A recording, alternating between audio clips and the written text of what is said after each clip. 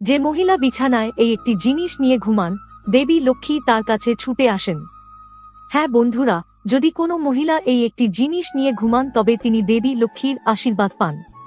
কোন জিনিস নিয়ে ঘুমাতে হবে আসুন আপনাদের বলি। আগে জানার আগে মা লক্ষ্মীর আশীর্বাদ পেতে চাইলে ভিডিওটিতে একটি লাইক করে বন্ধুবান্ধবের এবং আত্মীয় স্বজনের সাথে শেয়ার অবশ্যই করবেন। আসুন জেনে নিই যে স্কন্দপুরাণে বলা হয়েছে যে যদি নারী গৃহ ঘুমানোর সময় শ্রীহরি বিষ্ণুকে স্মরণ করে তারপর শ্রী শিবায় যখন নমস্তুভ্যাম শ্রী শিবায় নমস্তুভ্যাম 108 বার বললে সেই মহিলার ঘরে কখনো ধন, সমৃদ্ধি এবং ধন সম্পদের অভাব হয় না।